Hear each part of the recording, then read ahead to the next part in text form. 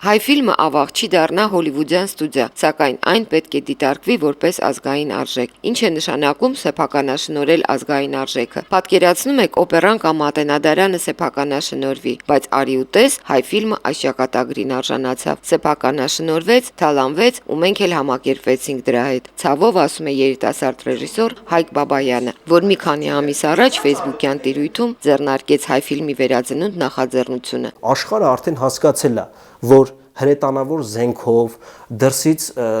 հետախույզներով երկիր էլ չես կարող քանդել, բայց կարող ես արվեստի միջոցով քանդել։ Ընդամենը 2 ամիս ցուցադրեցին հնդկական սերիալներ, ինձ ծանոթ մարդիկ արդեն հնդկական շորեր են հագնում։ Հայ ֆիլմի վերածնունդ նախաձեռնության մասնակիցները սկսեցին շաբաթօրյակից, հետո ծառատուն կազմակերպեցին կինոստուդիայի տարածքում։ Շատերը հիմա կմտածեն, որ եթե չլիներ նախաձեռնությունը, եթե չլիներ այս աղմուկը, այսպես թե այնպես անդրադառնալու ենք, բայց երբ որ նայում ես այդ ժամանակահատվածը, հասկանում ես, որ այնուամենայնիվ դրա ազդեցությունը կար։ Կարևորը թիմ ստեղծելն է, ասում է Հայկն ու թերթում գրառումներով Հասլիկ նոթատետրը, որտեղ գրանցել է այն մարդկանց, որոնք պատրաստ են յուրաքանչյուրն իր հնարավորության սահմանում օգնել։ Մարդկանց եթե դու հավաքեցիր, այդ մարդիկ եթե գալիս են քեզ մոտ, նրանք պատրաստ են դա անել։ Այդ մարդիկ, որոնք որ եկել են, իրանք էլի պատրաստ են ինչ-որ բան անել։ Ամեն մեկն ասում է, ես մի բան կանեմ։ Ես կգամ կմաքրեմ,